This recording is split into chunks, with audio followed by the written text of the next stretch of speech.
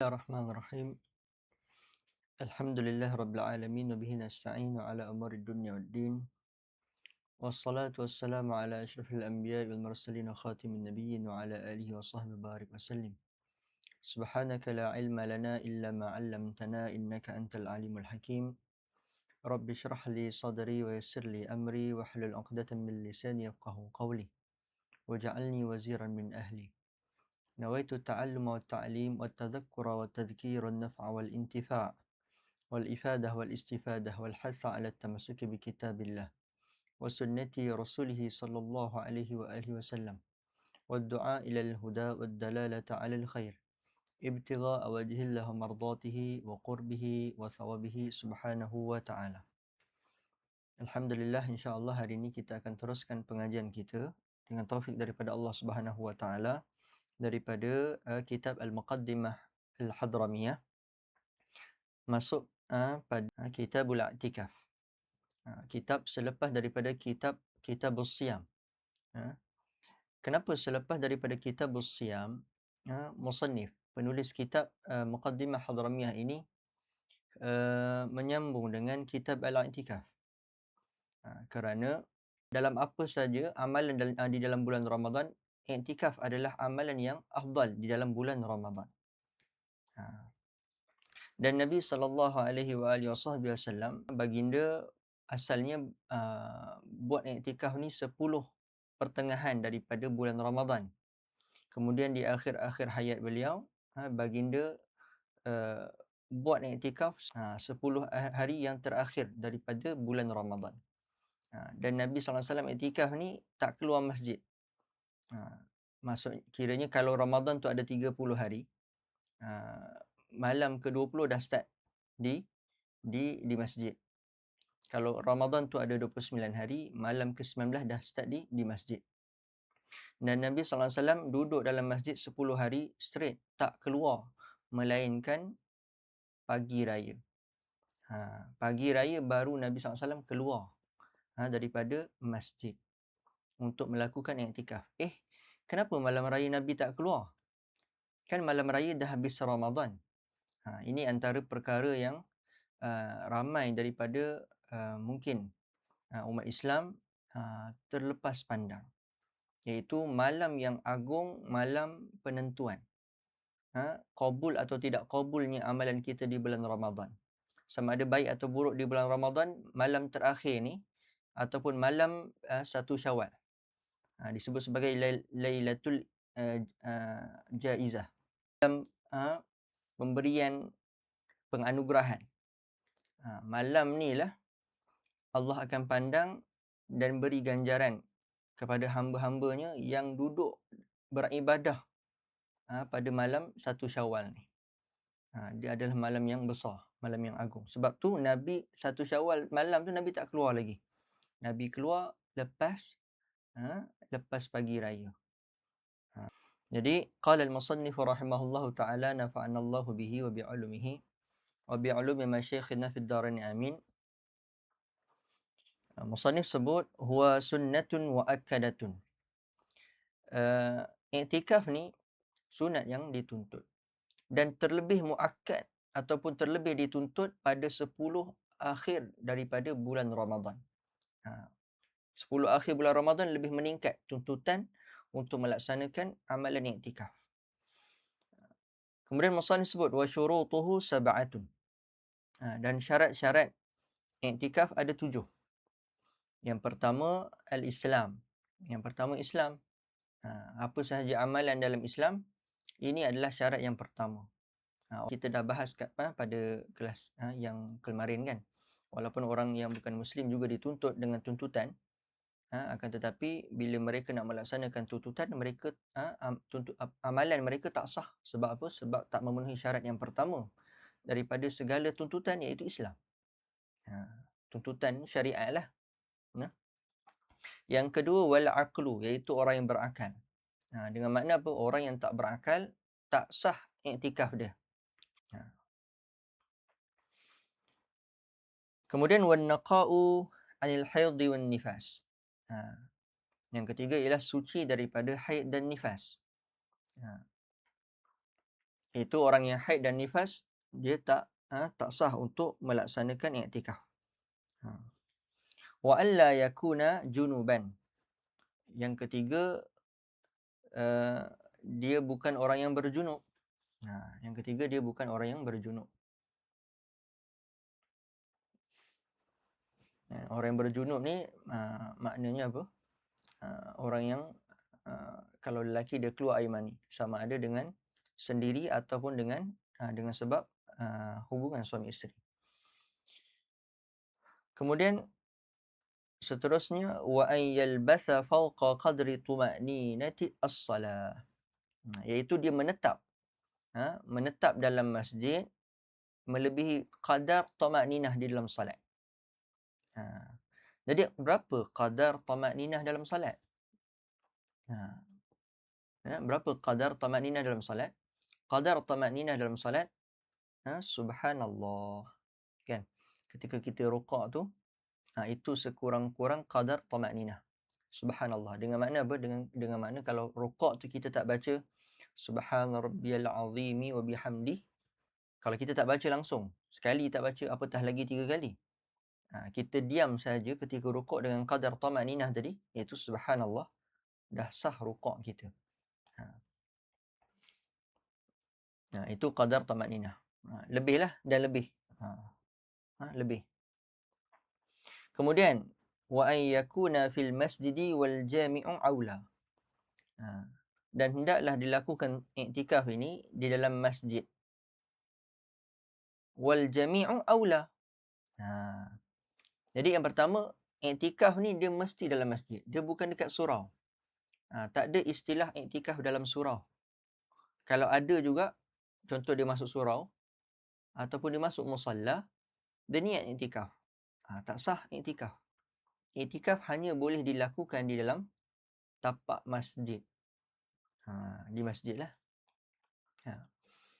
Kemudian wal jami'u aula, dan di masjid jami' lebih utama, aula lebih baik. Apa beza masjid dengan masjid jami'? Masjid ni boleh jadi dia dilakukan Jumaat atau tidak dilakukan Jumaat. Solat Jumaat lah maksudnya. Adapun jami', bila kita dengan masjid jami', mestilah masjid tu tempat dilakukan solat fardu Jumaat. Kalau di Selangor mungkin tak ada istilah tu. Tapi di Johor atau di Kedah, saya pernah tengok di Kedah ada. Kalau masjid tu dia tak buat solat Jumaat, dia akan tulis masjid ghairu jami'. Kalau masjid tu buat solat Jumaat, dia akan tulis masjid jami'. Istilah tu di Johor, di Kedah ada. Yang saya tahulah, di negeri lain mungkin ada tapi saya tak tahu. Adapun di Selangor, istilah tu tak digunakan. Sebab apa? Sebab di Selangor ni hatta di surau pun dia buat Jumaat. Dengan maslahat lah, dengan maslahat dan dengan izin pemerintah. Cuma bila kita buat solat Jumaat di surau, ataupun apa-apa solat lah, kita buat di surau, walaupun surau tu dilakukan solat Jumaat, surau tersebut tak boleh untuk kita niatkan iktikaf. Berbeza dengan masjid jami'. Ataupun masjid lah, di Selangor dia tak ada masjid jami'. Ataupun di masjid yang betul lah, masjid yang ori, yang bukan surau. Sebab iktikaf hanya sah dilakukan di dalam masjid. Dalam masjid. Kemudian wa an yanwi al-i'tikaf. Kemudian ialah dia mesti berniat iktikaf. Jadi kalau masuk masjid tak niat iktikaf, adakah dikira iktikaf? Tidak. Mesti disertakan dengan niat. Niat ni memang kaedah lah dalam Islam. Daripada hadis Nabi SAW sebut, innamal a'malu binniyat. Hanya senya amal itu dikira amal seseorang itu dengan adanya niat. Dengan mana bila tak ada niat, tak sah, tak dikira lah. Jadi begitu juga dengan i'tikaf, mesti disertakan dengan niat. Dan niat i'tikaf ni bukan mesti dengan mulut, bukan mesti dengan talafuz, dengan sebutan. Kalau dengan sebutan tu apa? Kita sebut nawaitul i'tikaf fi hadzal masjid lillahi ta'ala. Itu sebutan, itu talaffuz binniyah, itu sunnah. Dia bukan itu yang dikira. Yang dikira ialah lintasan dalam hati. Lintasan dalam hati. Sebab niat itu tempat dia di hati, bukan di mulut. Jadi bila masuk je dalam masjid, walaupun kita tak sebut, kita niat je iktikaf, aku nak iktikaf, cukup. Maka dia dikira orang yang beriktikaf, dapatlah pahala. Dan macam mana keadaan orang yang mungkin dia masuk masjid, dia terlupa niat iktikaf. Ketika tu dah solat, mungkin dia datang masjid untuk solat jemaah, fardu subuh ke maghrib, zuhur dan sebagainya. Dia masuk dalam solat. Dalam solat tu baru dia teringat. Aku belum niat iktikaf lagi lah. Sayanglah, kan? Jadi ketika dalam solat tu, kalau dia sebut nawaitul i'tikaf fi hadzal masjid lillahi ta'ala, maka batallah solat dia. Kalau dia sebut. Kalau dia sebut dalam solat ni, nawaitul i'tikaf, dia sebut macam tu sampai habis, batal solat dia. Habis tu dalam solat boleh niat i'tikaf tak? Boleh. Tapi cukup diniatkan dalam hati. Tak perlulah kita sebut. Maksudnya tak perlulah sebut. Maksudnya ketika solat tu, mungkin lepas baca Al-Fatihah. Lepas baca Al-Fatihah, imam mungkin tengah baca surah. Kita terdengar, belum niat i'tikaf lah. Lintaskan je dalam hati. Aku nak niat i'tikaf. Jadi, ketika dalam solat, niat i'tikaf juga boleh dilakukan. Boleh dilaksanakan.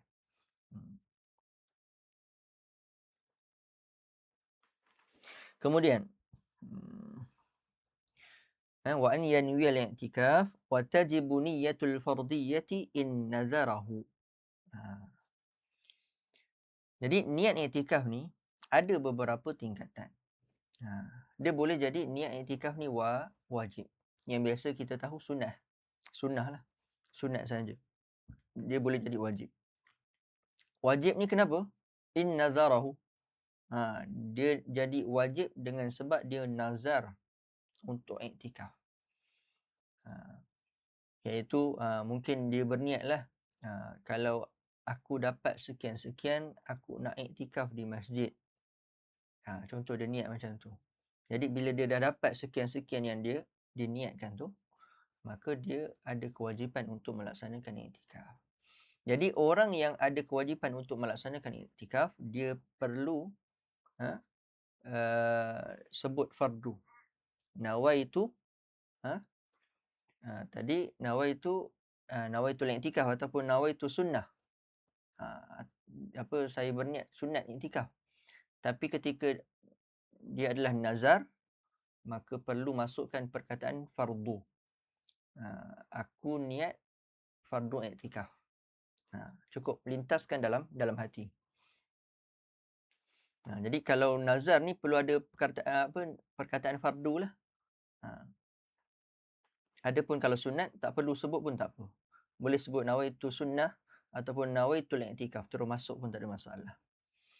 Kemudian wa yujaddidu niyyata bil khuruj in lam yanwi ruju' wa in qaddarahu bi muddatin. Fayujaddiduha in kharaja li ghairi qada'il hajah wa in kana mutatabi'an. Jaddadaha in kharaja lima yaqta'u at-tatabu'. Jadi hendaklah dia memperbaharui niat dengan sebab keluar dari masjid jika ia tidak niat untuk kembali lagi. Yang ni kita baca je dulu. Saya ada buat gambaran nanti untuk memudahkan kefahaman. Jika ia menetapkan i'tikaf untuk satu tempoh, maka hendaklah ia memperbaharui niat jika ia keluar bukan untuk menyelesaikan hajat. Sekiranya i'tikafnya itu berturut-turut. Ini tatabu'. Niat i'tikaf tatabu'. Nanti kita tengok. Hendaklah ia memperbaharui niat apabila ia keluar kerana suatu urusan yang memutuskan tempoh berturut-turut tersebut. Okey, yang ni kita tengok rajah yang saya buat.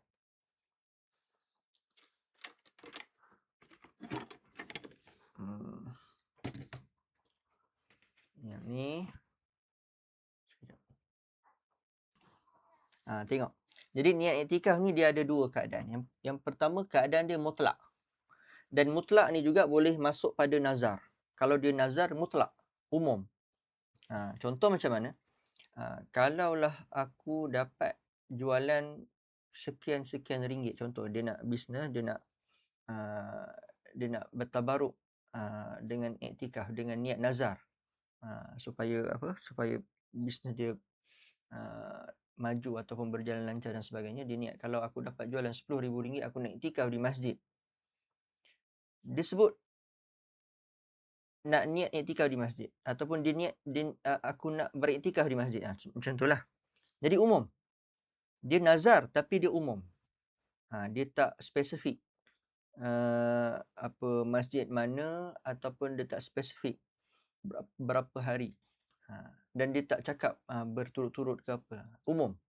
Jadi dia masuk bawah kategori mutlak. Masuk bawah kategori mutlak. Jadi dia ada dua gambaran. Kalau dia dah masuk masjid, maksudnya dia dalam keadaan iktikaf lah ni. Dia dah masuk masjid dalam keadaan iktikaf. Kemudian dia keluar beserta niat kembali. Jadi umum ni, mutlak ni dia sama ada sunat atau yang wajib lah. Jadi dia masuk masjid, dia iktikaf. Kemudian dia keluar berserta dengan niat kembali. Katakan dia masuk masjid pukul 8, lepas tu pukul 1 dia kena keluar sekejap. Mungkin balik rumah sekejap ke apa. Ada niat kembali. Ada benda tertinggal. Dia niat nak kembali. Maka X. X tu tengok kat atas tu. Nampak tak? Tak perlu perbaharui niat. Maksudnya apa? Maksudnya bila dia datang, katakan pukul 1 dia keluar, pukul 2 datang balik masjid, dia masuk je tanpa perlu dia niat semula. Dia tak perlu niat iktikaf semula. Itu maksud dia. Kemudian gambaran yang kedua, dia keluar tanpa niat kembali. Maksudnya dia macam tadilah, dia masuk pukul 8, pukul 1 dia keluar. Dia tak ada niat kembali. Pukul 1 dia keluar, dia balik rumah. Lepas tu pukul 2 dia masuk balik masjid. Macam tadilah, pukul 2 masuk balik masjid. Tapi yang gambaran kedua ni dia tak niat kembali. Jadi ketika ini dia mesti perbaharui niat. Tu saya buat tanda right macam tu je. Dia kena perbaharui niat. Okey. Kemudian ada gambaran yang kedua, niat iktikaf. Tadi ada mutlak, yang kedua ni muqayyad. Muqayyad ni maksud apa? Muqayyad maksudnya terikat. Dia mengikat niat dia dengan sesuatu. Apa contoh dia? Yang pertama, dia ikat niat dia dengan tempoh sahaja. Contoh, dia niat untuk iktikaf selama 3 hari. Dia niat untuk iktikaf selama 3 hari. Jadi ada dua hukum. Kalau dia keluar dengan niat kembali, macam tadilah, maka X.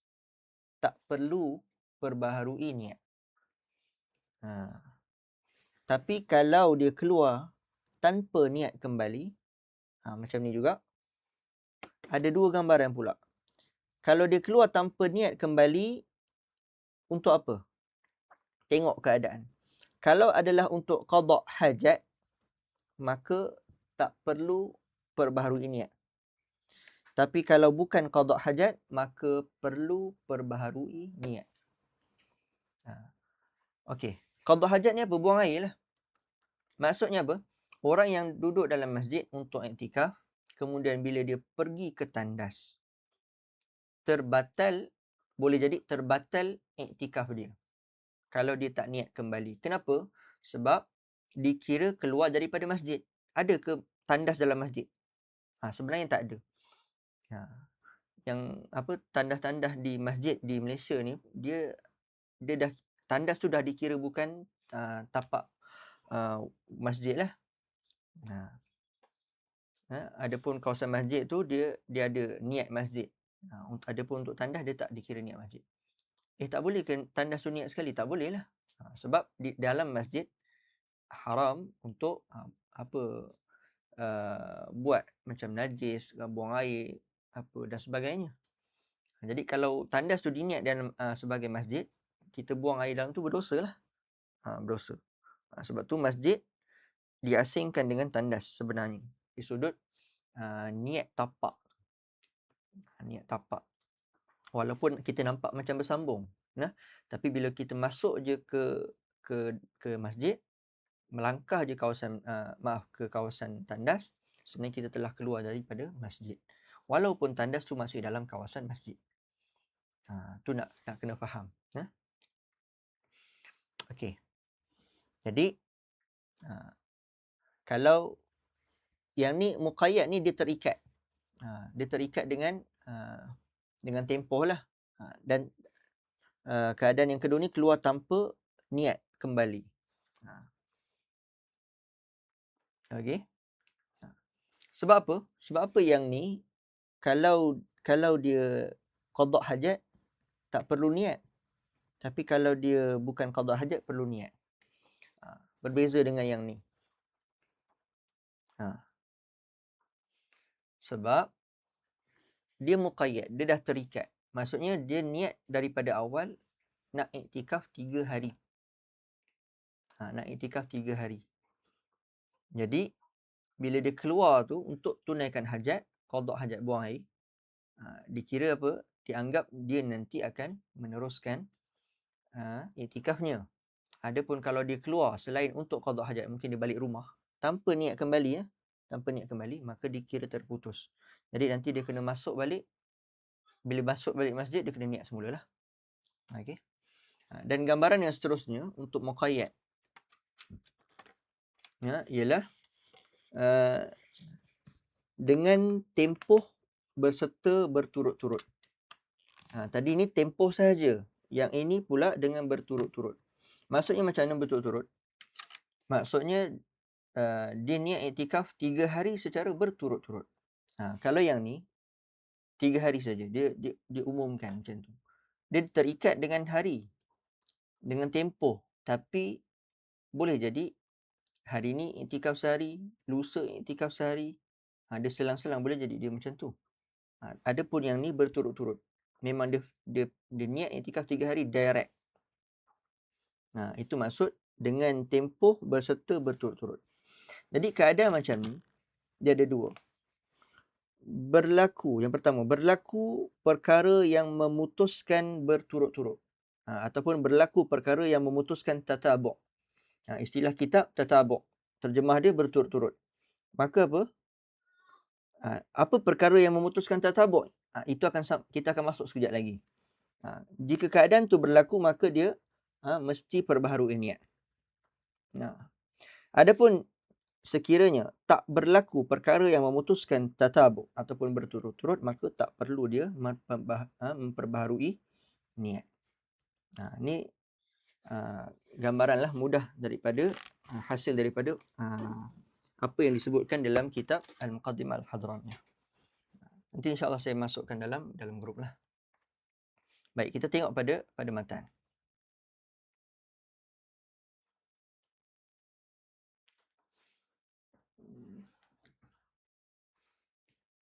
Okey. Kita sambung pada matan, wa in ayyana fi nadrihi masjidan.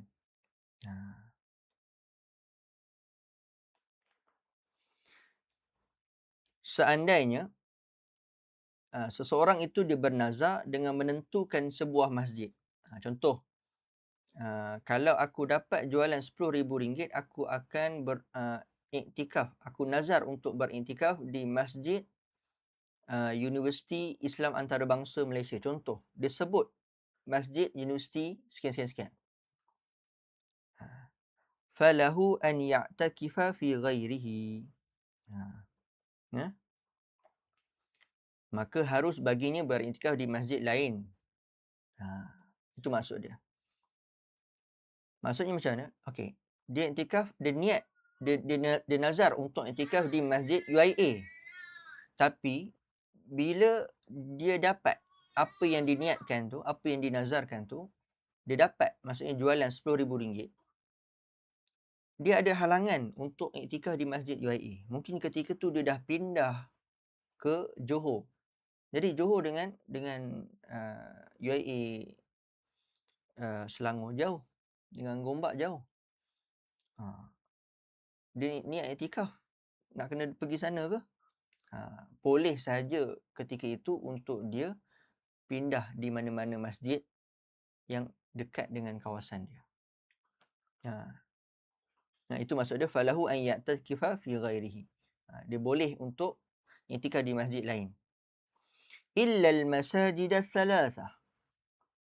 Kecuali kalau dia nazar di dalam masjid yang 3. Kecuali kalau dia bernazar di dalam masjid yang 3. Jadi apa masjid yang 3 ni? Masjid yang 3 ialah yang pertama Masjidil Haram, yang kedua Masjid Nabawi, dan yang ketiga Masjid Al-Aqsa. Ini masjid yang 3. Okey. Kenapa? Sebab masjid UIA dengan semua masjid yang lain, selain masjid yang 3, hukum dia sama tingkatan. Hukumnya sama darajat. Jadi tak ada masalah kalaupun kita tentukan nama masjid, Masjid Johor Bahru ataupun Masjid Selangor sekian. Bila berlaku kesusahan untuk kita tunaikan di masjid yang tertentu, kita boleh je ganti di mana-mana masjid lain. Kecuali masjid yang 3 ni, sebab masjid yang 3 ni kedudukan dia, taraf mereka setiap satu berbeza. Jadi kalau kita niat nazar untuk iktikaf di Masjidil Haram, ketika tu mesti kita iktikaf di Masjidil Haram sahaja. Tak boleh kita pindah Masjid Nabawi, tak boleh kita pindah Masjidil Aqsa. Sebab dalam ranking Masjidil Haram itu ranking yang pertama. Dia paling tinggi sekali. Bagaimana pula kalau kita niat iktikaf di Masjid An-Nabawi? Jadi dia niat sekian-sekian nak iktikaf di Masjid Nabawi. Maka bila tercapai hajat dia dengan nazar tersebut, dia mesti iktikaf di Masjid Nabawi, ataupun dia boleh juga iktikaf di Masjidil Haram. Kenapa? Sebab Masjidil Haram lebih tinggi daripada Masjid Nabawi. Jadi dia mesti tunaikan setara dengan dia, iaitu Masjid Nabawi itu sendiri ataupun lebih dan ke atas. Kalau Masjidil Aqsa, dia bolehlah iktikaf di Masjidil Aqsa ataupun di Masjid Nabawi ataupun di Masjidil Haram. Sebab dia yang paling bawah lah, antara 3 tu dia paling bawah.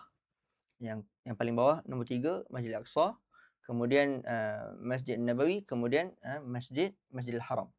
Bawah daripada Masjidil Aqsa ialah semua masjid. Apa-apa masjid, semua adalah setara. Semua adalah setara. Baik. Kemudian wa yahrumu bighairi izni zauji wa sayyidi. Haram beriktikaf jika tanpa izin suami dan tuan. Ini bagi perempuan lah. Bagi perempuan ataupun bagi hamba. Haram. Haram dia iktikaf tanpa izin.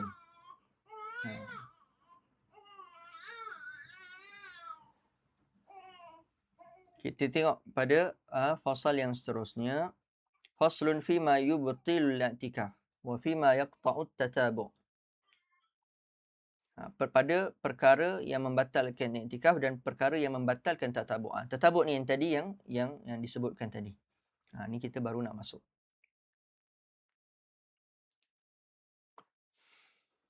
Wa yabtulul i'tikafu bil jima'. Iktikaf batal kerana jima'. Wa bil mubasharati bi syahwatin. Ataupun dengan bersentuhan bi syahwatin, dengan syahwat. Sehingga menyebabkan sehingga menyebabkan keluar air mani. Adapun kalau dia iktikaf, katakan dia tidur dalam masjid, kemudian dia bermimpi, dia berihtilam sehingga keluar air mani, ketika itu mimpi yang menyebabkan keluar air mani tersebut tak membatalkan ataupun tak memutuskan iktikaf iktikaf dia. Dia hanya wajib mandi junub sajalah. Wabil jununi wal ighma. Begitu juga dengan gila dan pengsan. Ini kita sebut tadi, gila dan pengsan membatalkan iktikaf. Tapi gila dan pengsan yang bagaimana? Yang sengaja. Yang sengaja lah.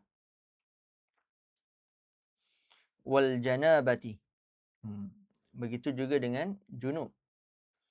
War riddah, murtad, was sukri, mabuk. Tapi mabuk yang berlaku dengan sengajalah. Bukan mabuk yang tanpa sengaja.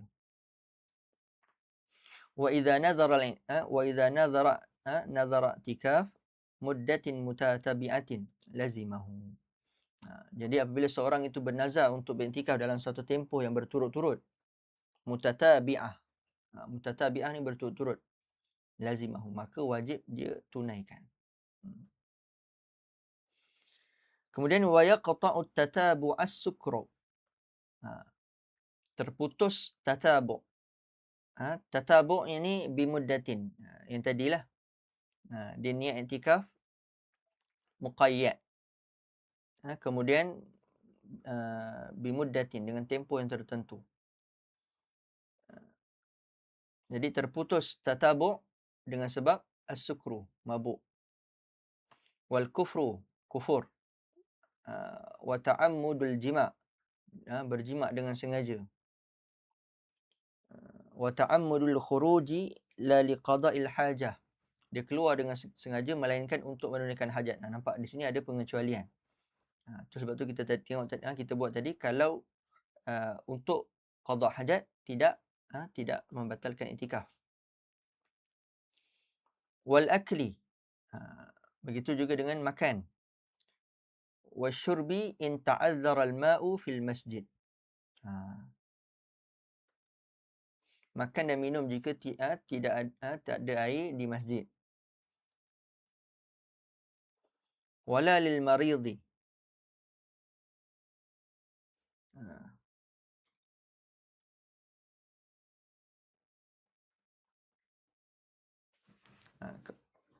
Tidak terbatal tatabu' dengan sebab sakit. In syaqqa lubsuhu fihi aw khasya talwisahu. Jika dia khawatir akan mencemarkan masjid. Wa mithluhul jununu wal ighma. Dan yang sama dengan tadi hukumnya ialah orang yang gila dan pengsan. Cuma gila ni mesti syarat dia dengan sengajalah. Cuma orang yang gila dengan sengaja ni, kalau dia gila ketika dalam iktikaf, maka dia akan memutuskan tatabu'. Dia akan memutuskan tatabu'. Contoh macam mana? Contoh, dia masuk masjid pukul 8. Dia gila pukul 1. Pukul 4 dia sedar. Jadi pukul 1 sampai pukul 4 tu terputus tatabu' dia. Apa maksud dia? Maksudnya kalaulah dia niat iktikaf 3 hari berturut-turut. Jadi satu hari kan 24 jam. Jadi daripada pukul 1 sampai pukul 4 tu ditolak. Kurang. Ditolak. Dia tak dikira menunaikan tatabu' tadi. Terputuslah.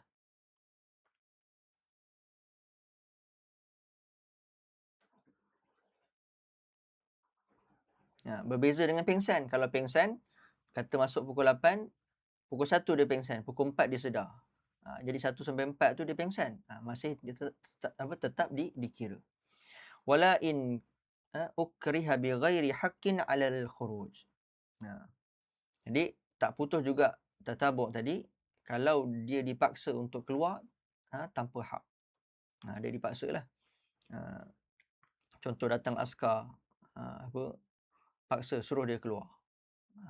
Jadi ketika tu dia keluar dalam keadaan paksaan dan dia pula dalam niat iktikaf yang tatabu'.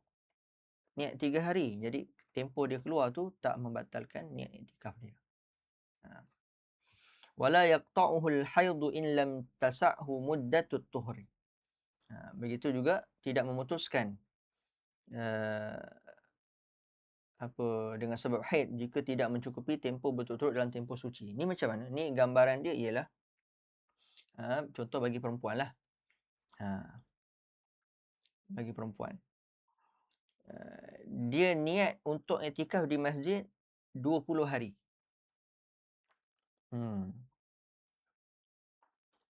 Jadi tempoh suci bagi perempuan daripada haid ialah 15 hari.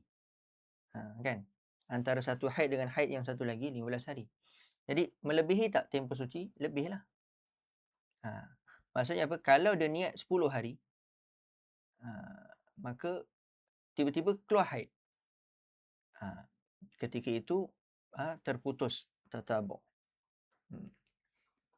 Terputus tatabuk. Maksudnya berturut-turut tu. Ini bagi orang yang iktikaf yang niatnya lama lah. Yang lama. Okey. Wallahu subhanahu wa ta'ala a'lam.